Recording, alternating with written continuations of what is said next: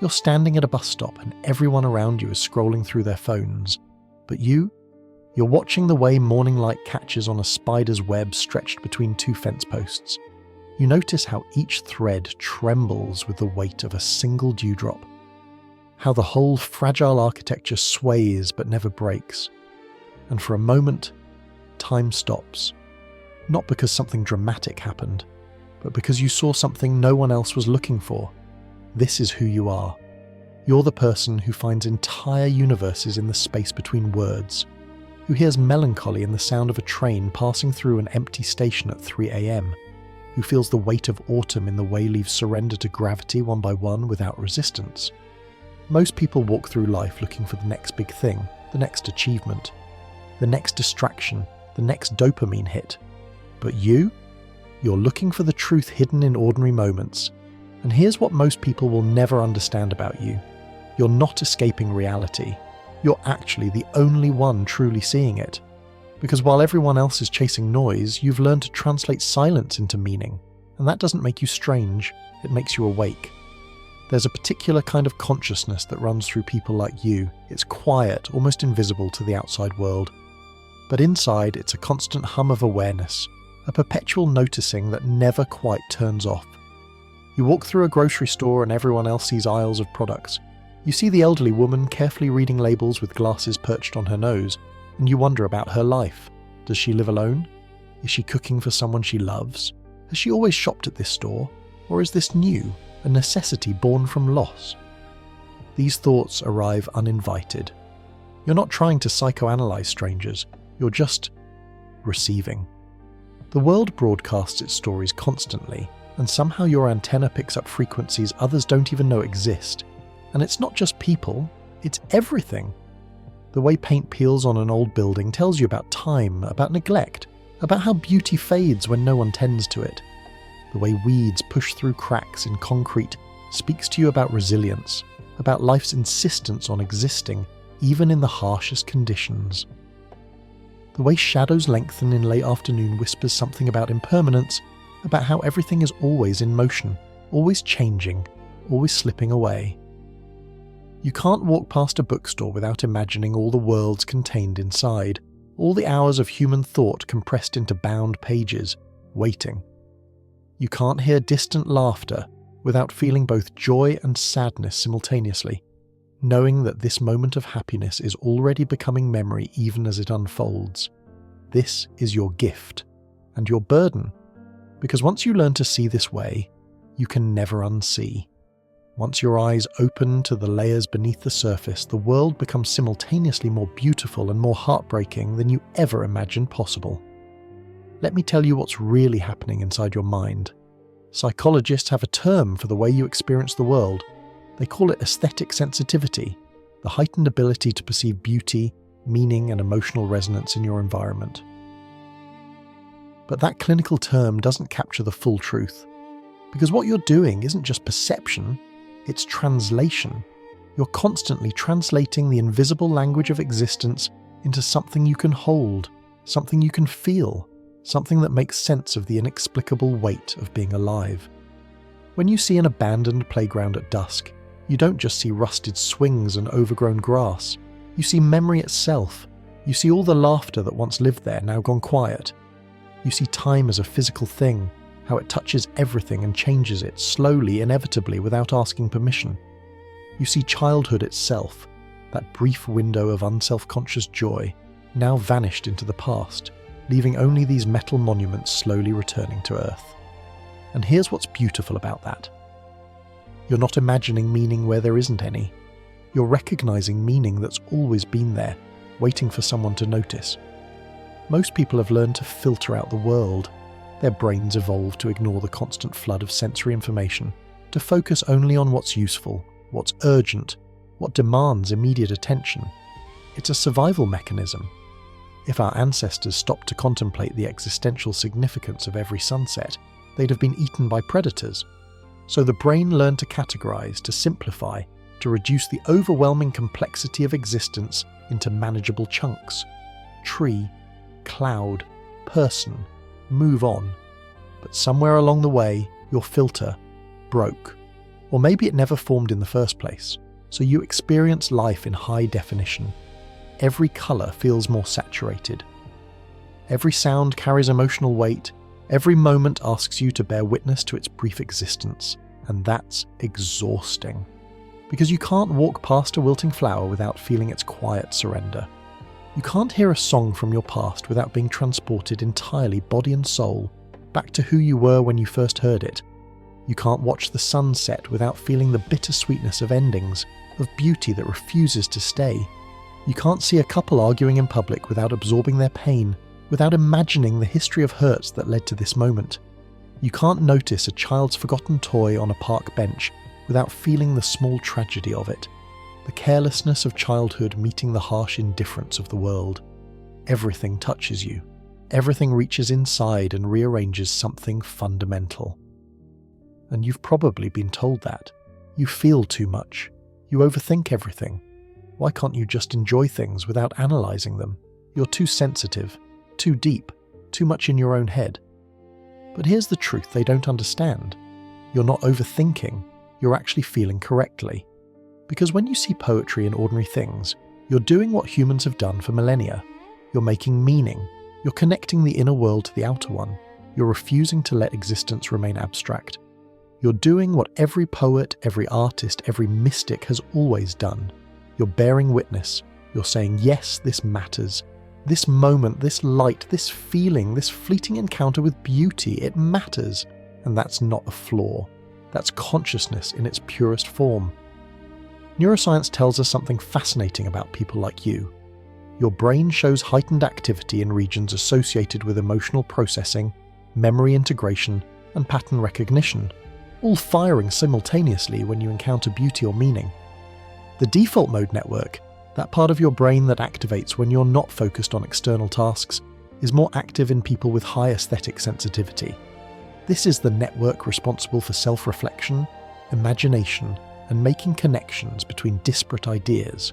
In other words, your brain is constantly working to weave everything together into coherent meaning. It's searching for patterns, for connections, for the hidden threads that bind seemingly unrelated experiences into something that makes sense. It's why you can look at something as simple as an empty chair in a cafe and suddenly feel the presence of everyone who ever sat there. All their private thoughts, their quiet moments, their solitary cups of coffee consumed while staring out the window, wondering about their lives. You're not just seeing a chair, you're seeing the invisible archive of human experience. You're seeing time itself, collapsed into a single object. You're feeling the weight of all those accumulated moments, all that consciousness that passed through this space and left traces only you can perceive. And once you start seeing the world that way, you can't unsee it. Once you understand that every object, every place, every moment is haunted by all the life that touched it, the world becomes impossibly full, dense with meaning, heavy with significance. A coffee mug isn't just ceramic and glaze, it's the hands that made it, the person who chose it, the mornings it witnessed, the conversations it accompanied. It's a vessel for both liquid and memory. A street corner isn't just pavement and buildings. It's every goodbye said there, every first kiss, every late-night phone call, every moment of joy or despair that occurred in that specific geometry of space. You see it all, you feel it all, and it's overwhelming. But here's where it gets complicated. Because living with this kind of perception means you're always straddling two worlds. There's the world everyone else sees, the literal, the practical, the surface. And then there's the world you see, the symbolic, the emotional, the depths beneath the surface. Most people live entirely in the first world. They see a red light and stop. They see rain and grab an umbrella. They see a stranger and think nothing of it. But you live in both worlds simultaneously. You see the red light and stop, but you also notice how the colour saturates the wet pavement, how it makes everything look like a noir film, how it transforms the ordinary street into something mysteriously beautiful. You see the rain and grab an umbrella, but you also feel the melancholy of grey skies, the comfort of being dry while the world gets wet, the ancient human impulse to seek shelter. You see a stranger, and your mind explodes with questions. What's their story? Where are they going? What are they thinking about right now? Are they happy? Are they lonely? Do they see the world the way you do? Or are they blissfully unaware of all these layers? And sometimes, that gap between worlds makes you feel profoundly alone. Because how do you explain to someone that you cried on the subway not because something bad happened, but because you noticed an elderly man reading a letter, and the way his hands trembled slightly told you it was from someone he loved who was no longer here? How do you explain that the trembling wasn't just physical, it was emotional memory made visible, that you could feel his grief through that small gesture? That it opened something in you, a recognition of universal human pain, of love that outlasts the beloved, of how we carry our losses in our bodies. How do you explain that you can feel the loneliness radiating from fluorescent lit grocery stores at midnight? That the harsh lighting and empty aisles and tired workers speak to something existential about modern life? About isolation disguised as convenience? About how we've built a world that meets our needs while starving our souls? How do you explain that you understand things not through words, but through the quality of light, the weight of silence, the texture of a moment? You can't. So you learn to carry these moments alone. You learn to hide the tears that come from beauty, not sadness. You learn to nod and smile when people talk about the weather, while inside you're composing entire elegies about the way grey clouds hold the sky together on days when it feels like everything might fall apart. You learn to speak two languages. The surface language everyone uses, where words mean only their literal definitions.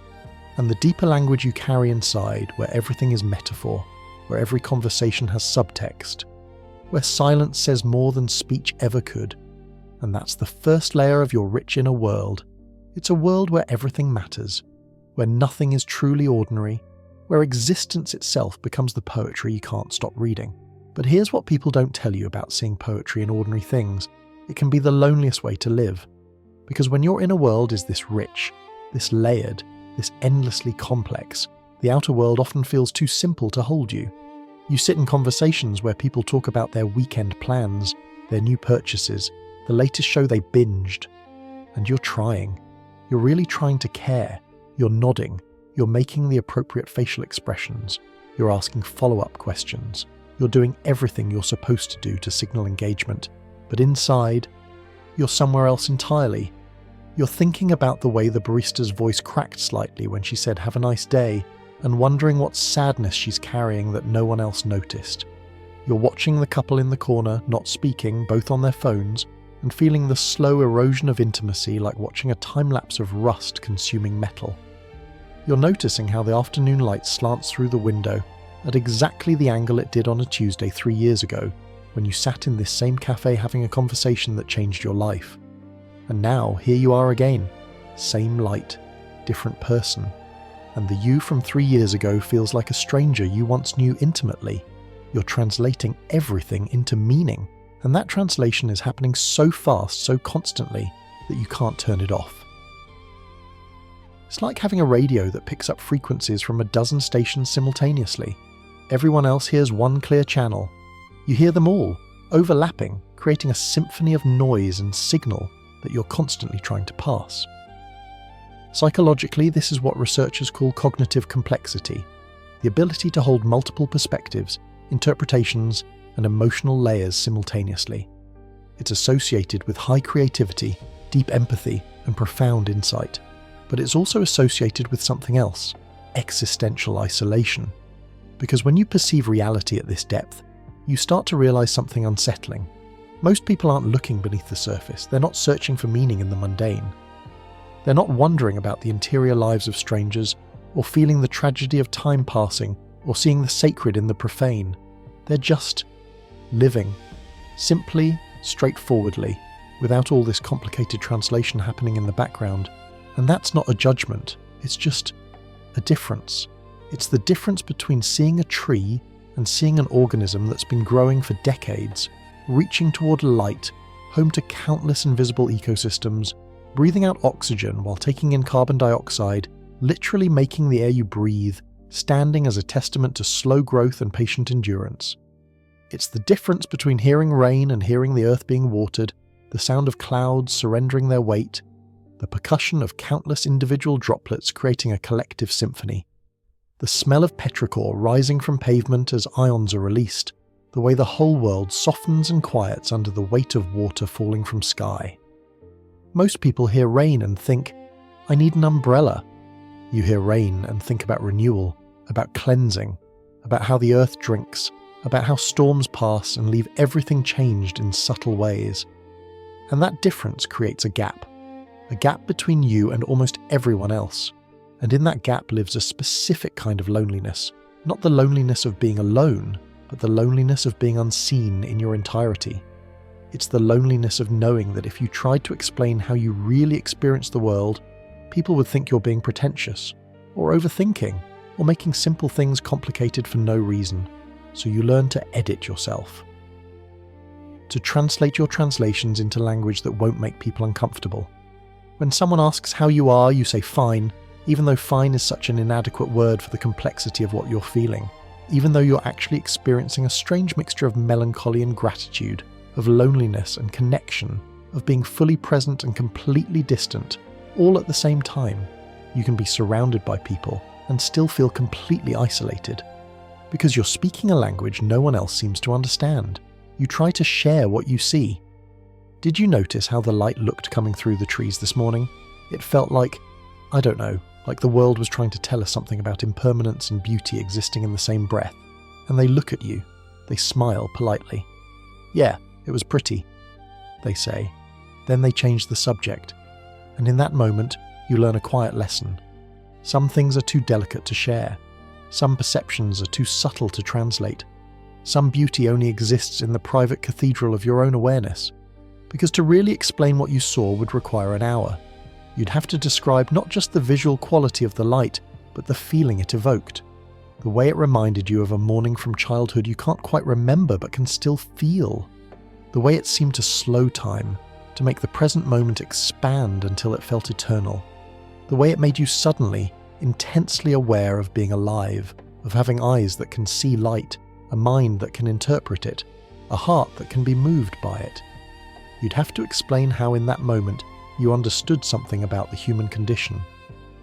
How we're all just standing in the path of light, briefly illuminated, soon to return to darkness, and how there's something both tragic and beautiful about that temporary luminescence. But you can't say any of that, because it sounds absurd when you try to put it into words. It sounds like you're trying too hard to make something simple into something profound. Except it isn't simple. It never was. It's just that most people have learned not to look too closely. They've learned that if you start seeing all the layers, life becomes unmanageable. Too much meaning, too much significance, too much weight. So they've developed filters, healthy protective filters that allow them to function without being overwhelmed by the sheer magnitude of existence. But you never developed those filters, or they broke somewhere along the way. Or you consciously dismantled them because you couldn't stand living on the surface. So you stopped trying. You stopped trying to explain why certain songs make you cry. You stopped trying to share the profound grief you feel when you see abandoned objects, a single shoe on the highway, a forgotten teddy bear in a thrift store, a love letter used as a bookmark in a library book. Because these things break your heart. Not in a dramatic way, but in a quiet, persistent way. They speak to you about loss, about carelessness, about how we leave pieces of our lives scattered behind us without meaning to. That shoe on the highway, how did it get there? Was it a child's shoe, fallen from a moving vehicle while the family drove on, unaware? Does that child still wonder where their shoe went? Or is it an adult's shoe, thrown in anger during a fight? Or lost during some crisis you can only imagine? You'll never know, but you think about it. You create stories, possibilities, tiny tragedies that may or may not be true. And you know, logically, that it's just a shoe, that it doesn't matter, that you're investing emotional energy in something meaningless, but it doesn't feel meaningless to you, because that shoe represents something larger. It represents all the things we lose without meaning to, all the moments that slip away, all the pieces of ourselves we leave behind as we move through life.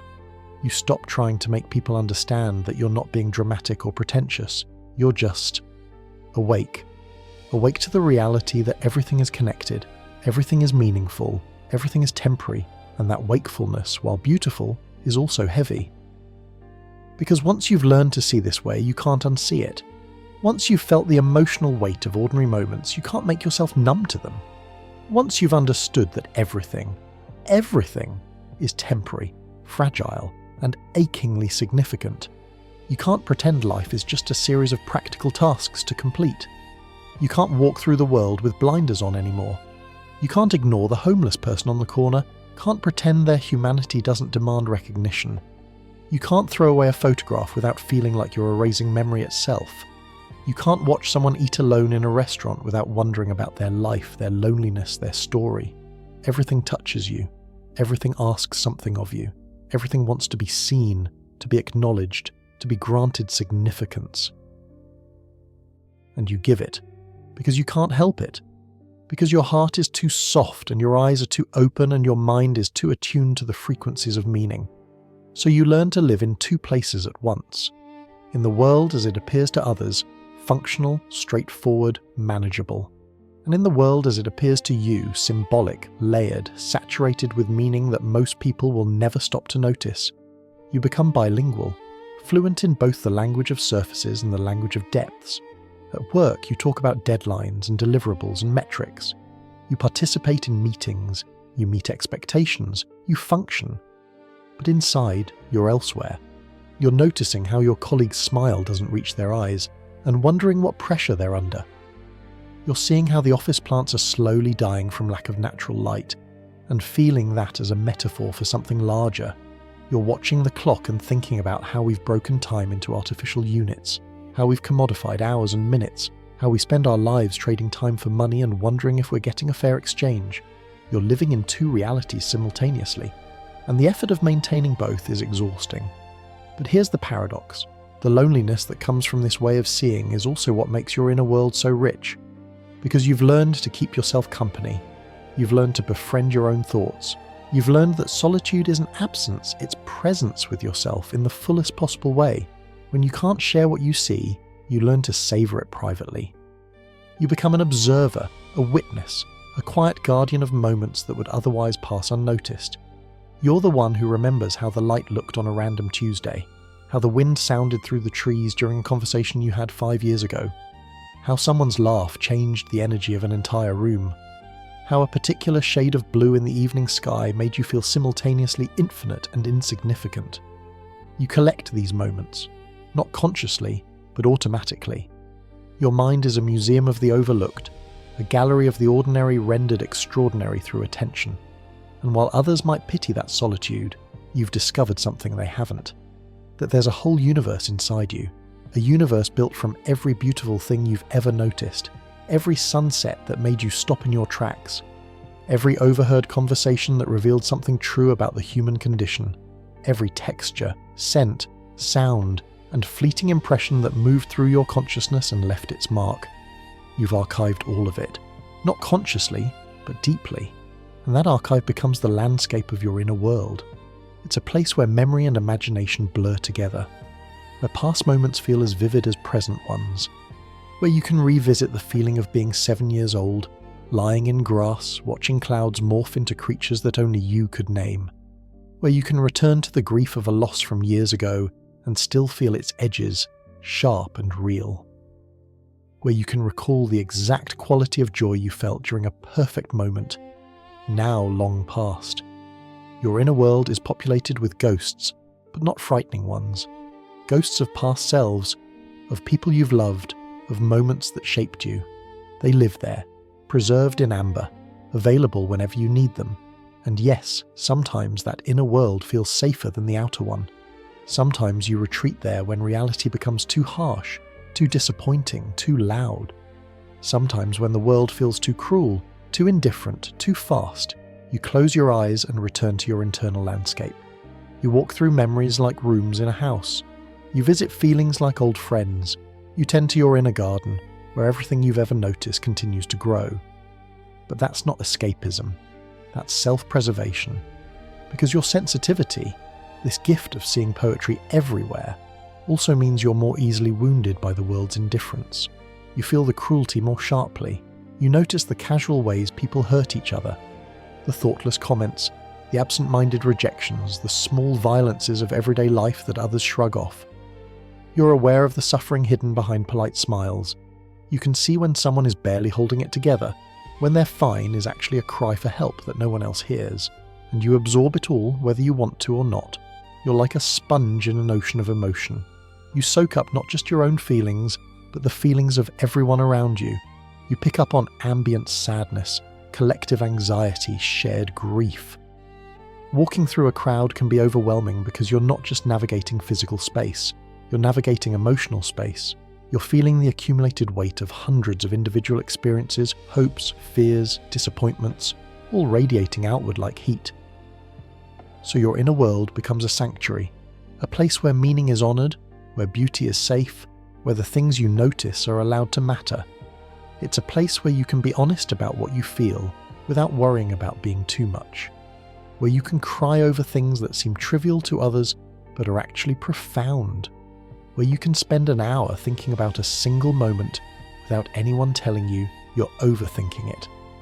Your inner world is where you're free to feel fully, to think deeply, to make connections that others would dismiss as absurd. And maybe that's not loneliness at all, maybe it's wholeness. Because while others need constant external stimulation to feel alive, you've discovered that life's richest experiences happen in the quiet spaces. In the pause between heartbeats, when you're aware of the rhythm that keeps you alive without your conscious effort. In the moment before sleep, when thoughts drift into dreams and the boundary between conscious and unconscious becomes permeable. In the stillness of early morning, when the world hasn't yet decided what kind of day it will be, when possibility still hangs in the air like mist. These liminal spaces, these in-between moments, this is where you come alive. This is where your sensitivity becomes a superpower rather than a burden. Because you've learned what most people never do, that you don't need to be understood by everyone to be whole, you just need to understand yourself. Now here's what I need you to understand. This way of seeing, this relentless search for poetry in ordinary things, isn't something you chose. You didn't wake up one day and decide to make life harder by feeling everything so deeply. You didn't ask to be moved to tears by the way afternoon light falls across an empty room. You didn't choose to carry the emotional weight of beauty and transience and meaning everywhere you go. It chose you. And there's a reason for that.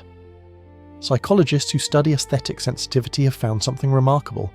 People who perceive the world this way often experience something in their early development, a moment or a series of moments, where they learned that the world contains more than what's visible on the surface. Maybe you were a child who spent a lot of time alone, and in that solitude you learned to pay attention differently. Without constant social stimulation, you turned your attention to the world itself, noticing things other children missed. You watched ants carry crumbs twice their size and felt awe at their determination. You saw how rain created temporary rivers in the gutter and understood something about flow, about water always finding its path. You noticed how sunlight moved across your bedroom wall as hours passed and learned that time is visible if you're patient enough to watch it. Maybe you experienced something painful early on and beauty became a lifeline, a reminder that life held more than suffering. Maybe there was chaos at home, loud voices and slammed doors, and you learned to find peace in small things. The way a flower grew in a crack in the sidewalk. The way birds sang regardless of human drama. The way the sky changed colours at dusk, indifferent to whatever turmoil was happening below. These moments of beauty became evidence that the world contained more than pain. They became proof that even in difficult circumstances, there was still something worth noticing, worth feeling, worth preserving in memory. Or maybe you were just born with a nervous system calibrated differently, more receptive, more permeable, more attuned to the subtle frequencies of existence that most people filter out. Some people are born with more sensitive nervous systems. They startle more easily, feel temperatures more intensely, notice smells and sounds that others don't register. And that physical sensitivity often translates into emotional and aesthetic sensitivity as well. Whatever the reason, you developed what researchers call openness to experience, one of the 5 major personality traits. But you didn't just develop it, you embody it. Openness to experience is characterized by curiosity, imagination, appreciation for art and beauty, emotional depth, and willingness to try new things. But more than that, it's a fundamental orientation toward the world that says, yes, I want to feel this, I want to know this, I want to understand this, even if it's difficult. Most people have a moderate level of openness. They enjoy some new experiences but prefer familiarity. They appreciate beauty but don't seek it out obsessively. They feel emotions but can regulate them effectively. But you're at the extreme end of the spectrum. Your openness is so high that it sometimes feels like you have no protective barrier between yourself and the world. Everything gets in, everything affects you, everything leaves its mark, and here's what that means. Your brain literally processes information differently than most people's. When you encounter something beautiful or meaningful, your neural networks light up in regions associated with emotion, memory, self-reflection, and meaning-making all at once. Neuroimaging studies show that people with high aesthetic sensitivity have stronger connections between the parts of the brain that process sensory information and the parts that process emotion. For most people, there's a slight delay, a buffer. They see something, then they evaluate it, then they feel something about it. But for you, seeing and feeling happens simultaneously. There's no buffer. You see the abandoned playground at dusk, and immediately, instantly, you feel the weight of time and loss and memory all at once. It's like watching fireworks inside your mind. Multiple regions lighting up in rapid succession, creating patterns of meaning that most people's brains never form. But most people's brains don't do that. They process beauty more simply, more efficiently. They see a sunset and think, nice colours. Maybe they take a photo. Maybe they say something about how pretty it is. Then they move on. You see a sunset and feel the entirety of human existence condensed into 20 minutes of fading light. You feel your own mortality in the way the sun dies every single day. You feel gratitude for sight, for consciousness, for being alive during this particular sunset that will never happen exactly this way again. You feel connected to every human who ever watched the sunset and felt something stir in their chest. From ancient peoples who worship the sun to the person standing next to you who's scrolling through their phone, missing it entirely. You feel the mathematics of it, the fact that this happens because we're on a spinning rock hurtling through space at thousands of miles per hour. You feel the physics of light scattering through atmosphere, creating colours that shouldn't exist but do. And you feel the poetry of it, how we've used sunsets to mark endings to symbolise hope, to represent the natural beauty that persists regardless of human suffering. All of that happens in your brain in the span of minutes, maybe seconds, and that's not exaggeration. That's the truth of your experience, because when you see poetry in ordinary things, you're accessing something ancient, something that existed long before psychology had words for it. You're experiencing what philosophers call the sublime, that overwhelming feeling when you encounter something that's both beautiful and terrifying in its vastness. The ocean at storm, waves tall as buildings, demonstrating the raw power of nature, your own insignificance. The star-filled sky in a place without light pollution, thousands of points of light, each one a sun, many of them already dead, their light travelling for years to reach your eyes. The silence of snow falling in a city at 2 a.m, all sound muffled, the world transformed into something otherworldly, unfamiliar, strange and beautiful. These moments crack you open. They shatter the illusion of control, of understanding, of human centrality. They remind you that you're small, but they also remind you that you're here, that you're conscious, that you're capable of witnessing this impossible, temporary, heartbreaking beauty, that somewhere in this vast, indifferent universe, there's a being who can look at a sunset and feel something, who can hear silence and find meaning in it, who can notice the way light falls and understand it as both physics and poetry. And that's the gift, not the loneliness, not the overwhelm, not the difficulty of translating your inner world to others. The gift is this: you're alive in a way most people aren't. You're not sleepwalking through existence. You're not numb to the miracle of ordinary moments. You're not so distracted by noise that you've forgotten how to hear silence. You're awake. Fully, sometimes painfully, always beautifully awake. And yes, that wakefulness comes with a cost. It means you feel the losses more acutely. You notice when people you love start to change, to drift, to become strangers wearing familiar faces. You see it happening in real time. The way someone's laughter sounds slightly different after a disappointment.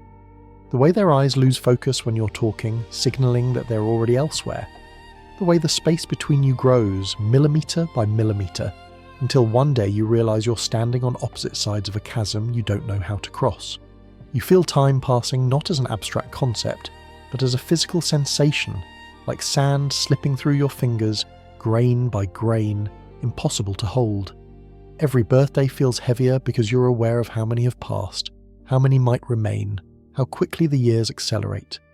Every ending, even small ones, carries the weight of all endings. Every goodbye contains the possibility that it might be the last one, that circumstances or distance or death might intervene before you see that person again. You understand, in your bones, that everything you love is temporary. The people you cherish will change or leave or die. The places you love will be demolished or transformed beyond recognition. The moments of perfect happiness will end, sometimes while you're still in them, awareness of their impermanence tainting the joy with preemptive grief. And that understanding is a weight you carry every single day. It's exhausting carrying that awareness. It makes you want to hold on tighter to everything, to memorize faces, to take mental photographs, to try to preserve moments in your mind even as they're slipping away. But here's what I want you to remember. That weight is also what makes joy so exquisite when you find it. Because when you know that beauty is fleeting, you don't take it for granted. When you understand that every moment is unrepeatable, you actually show up for it. When you've learned that meaning isn't given but discovered, you search for it with intention. You don't scroll through your phone during a conversation with someone you love. You look at their face, you listen to the tone of their voice, you notice the small gestures they make with their hands. You're present because you know that someday you'll want to remember this, and you want the memory to be true and full and real. You don't rush through a beautiful day. You stop, you breathe, you let the sun warm your face, you listen to the sound of leaves rustling. You notice how the world smells different in different seasons. You don't dismiss small kindnesses. When someone holds a door for you, when someone smiles at you for no reason, when someone asks how you are and actually waits for the answer, you feel it. You register it. You let it matter. And that's the paradox people who don't see the world like you do will never fully understand. You're not sad because you see beauty everywhere. You see beauty everywhere because you understand sadness. You know what it's like to lose things, to watch them fade, change, disappear, to have people and places and moments that you can never return to except in memory. So when you encounter something beautiful, a moment of genuine laughter, a stranger's unexpected kindness, light moving across a wall in a way you've never seen before, you recognize it. You recognize it as a miracle, as a brief reprieve from the entropy that governs everything, as evidence that despite everything, despite the cruelty and indifference and suffering, there's still beauty, still kindness, still moments that make you feel, however briefly, that being alive is a gift rather than a burden. You honor it. You let it matter. You don't take photographs to post online. You take photographs to preserve, to remember, to have evidence that this moment existed. Or you don't take photographs at all because you know the camera will never capture what you're really seeing, what you're really feeling. Instead, you just stand there. You breathe. You let the moment imprint itself on your consciousness. You trust that your brain will file it away somewhere, that someday, maybe years from now, this feeling will return unbidden, triggered by similar light or a similar sound, and you'll be briefly transported back.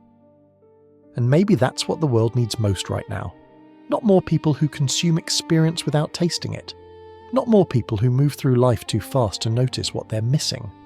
But more people like you. People who stop. People who notice. People who bear witness to the extraordinary hiding inside the ordinary. Because when you see poetry in ordinary things, you're doing something profoundly important. You're remembering what it means to be human. Not human as in biological, not human as in productive or efficient or successful, but human as in conscious, feeling, meaning-making creatures who can look at a dying star billions of light years away and feel both terror and wonder. Who can watch a leaf fall and see our own mortality reflected back? Who can find entire philosophies in the way shadows move across a floor as the sun travels its daily arc? Who can hear a song and be transported to a different time, a different self, a different understanding of the world? Who can taste food and remember childhood, remember love, remember loss, all through flavour and scent and texture? Who can touch fabric and think about the hands that wove it, the plants or animals it came from, the journey it took to reach this moment? That's not overthinking, that's not being too sensitive, that's being human in its fullest expression. It's using every capacity we have. Sensation, emotion, memory, imagination, reason, intuition, all working together to create meaning from experience. And in a world that increasingly feels disconnected, atomized, isolated, that capacity for deep feeling and deep seeing becomes revolutionary. Because you refuse to sleepwalk. You refuse to let life be reduced to consumption and production.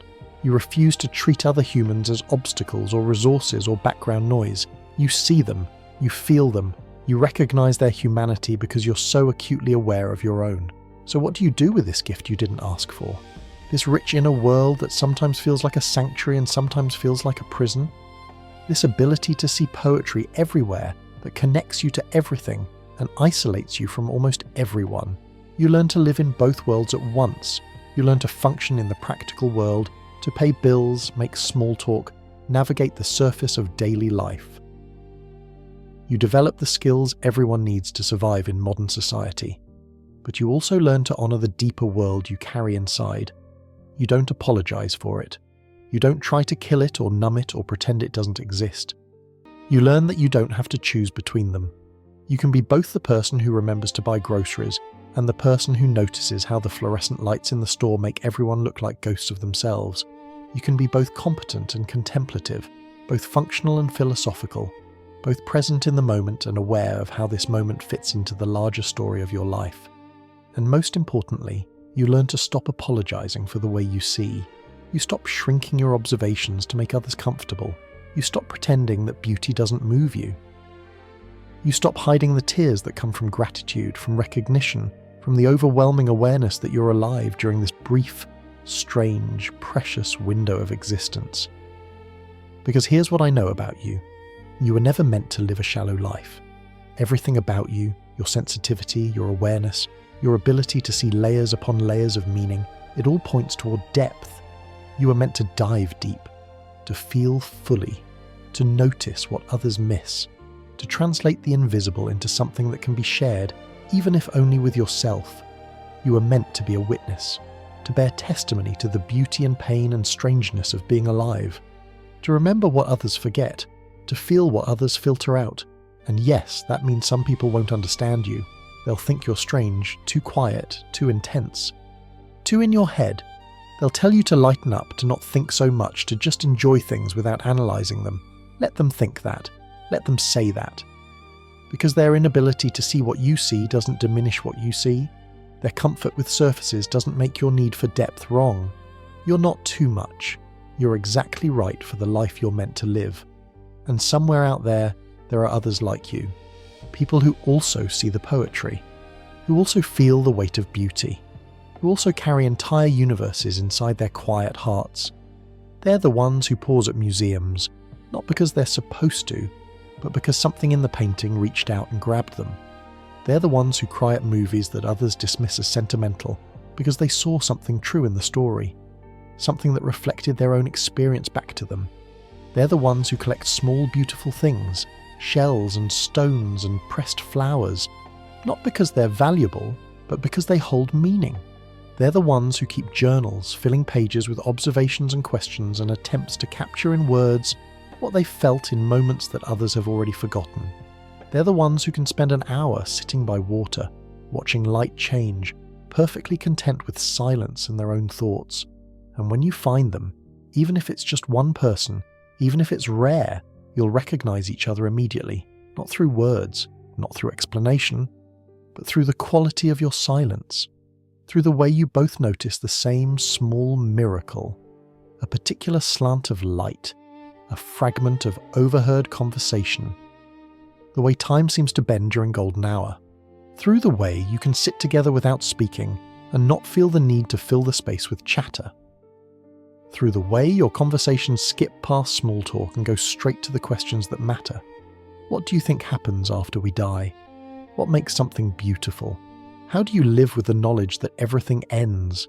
These are your people, the ones who understand that silence can be sacred, that beauty can hurt, that awareness is both gift and burden. And in that recognition, you'll understand.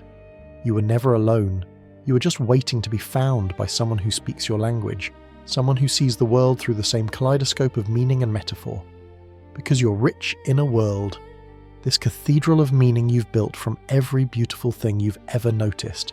That's not isolation, that's integration. That's you gathering all the scattered pieces of existence and weaving them into something whole. That's you refusing to let life remain fragmented, disconnected, meaningless. That's you insisting quietly, persistently, that there's more here than meets the eye. That beneath the surface of ordinary life, there's extraordinary depth. That every moment contains multitudes if you're willing to look. And you're right, there is more. So much more than most people ever take the time to discover. But you take the time, you stop, you breathe. You notice the way morning light hits your coffee cup just so, creating a shadow that looks like calligraphy in a language you don't speak but somehow understand. You notice the way your shadow follows you like a faithful friend, longest at dawn and dusk, shortest at noon, always there. A dark twin born from the relationship between your body and light. You notice the way certain words taste in your mouth before you speak them, how some words feel soft and others sharp, how language is not just meaning but also sensation. You notice, and in that noticing you're doing something sacred. You're bearing witness. You're saying to the universe, I see you, I feel you. Your beauty will not go unrecognized, not on my watch. You're refusing to let the ordinary remain ordinary. You're insisting that everything deserves attention. The way ice melts, the way paper ages, the way voices sound different on the phone, the way memories feel different depending on the time of day you remember them. All of it matters to you. All of it gets noticed, catalogued, felt, preserved, and maybe that's all any of us can do in the end. Maybe we're not here to conquer, to accumulate, to achieve endlessly.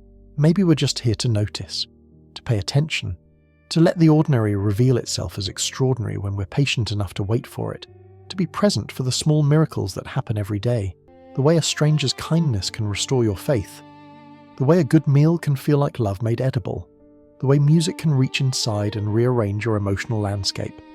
Maybe consciousness itself, this strange phenomenon of being aware that we're aware, is meant for this, for witnessing, for feeling, for making meaning from the raw material of experience. So keep seeing the poetry, keep feeling it deeply. Keep building that rich inner world that no one else can fully access. Because one day, maybe tomorrow, maybe years from now, someone will ask you, what's it like to be you? To see the world the way you do, and you'll finally have the words to tell them. It's like being the only one awake at a party where everyone else is sleepwalking. It's lonely sometimes. It's overwhelming often. But it's also the most beautiful way I know how to be alive. It's seeing the world not as it appears to be, but as it actually is. Temporary, fragile, absurd, miraculous. It's knowing that we're all going to die, and that makes every moment we have alive infinitely precious. It's understanding that we're made of stardust, literally, atoms forged in the hearts of dying stars billions of years ago, now arranged in this specific pattern that somehow became conscious enough to contemplate its own existence. It's feeling the weight of history in old buildings, the presence of all the people who walked these streets before you, who looked at this same sky, who felt similar feelings in different centuries. It's recognizing that you're part of something so much larger than yourself, a chain of consciousness stretching back through time, a web of connection linking every living thing, a universe that somehow, against all odds, became aware of itself through you. And maybe that's exactly where meaning lives. Not in achievements or acquisitions or accomplishments, not in being understood by everyone or fitting in everywhere, but in those quiet moments of recognition, when you see something beautiful and let it touch you, when you feel something deeply and don't apologize for it, when you notice what others miss and honor it with your attention. The ordinary has always been extraordinary. You were just the one brave enough to look, brave enough to feel, brave enough to carry the weight of awareness, brave enough to live with eyes wide open even when it hurts. And that bravery, that willingness to remain sensitive in a world that rewards numbness, that's not weakness. That's your gift to the world. Because someone has to remember, someone has to notice, someone has to bear witness to all this fleeting beauty, all this temporary meaning, all these moments that matter, even though they end, and that someone is you. So keep noticing, keep feeling, keep finding poetry in places others don't think to look. The world needs your particular way of seeing, even if it doesn't know it yet. even if you feel alone in it, even if no one else understands, you're not doing it for recognition. You're doing it because you can't help it. Because this is who you are, the person who sees the world in high definition, who translates silence into meaning, who finds the sacred in the profane, the person who knows that every ordinary moment contains infinite depth if only we're willing to dive. And that's not a curse, it's a calling, so answer it, live it, embody it fully, without apology, without shame. Because your rich inner world, your sensitivity, your ability to see poetry everywhere, it's not something to fix or overcome or outgrow. It's the truest thing about you, and the world, whether it realizes it or not, is infinitely richer for having people like you in it. People who remember that we're not just here to survive, we're here to feel, to notice, to witness, to see the extraordinary hiding inside the ordinary, and to say, yes, this matters. This brief, beautiful, heartbreaking experience of being alive, it matters, and you matter for seeing it.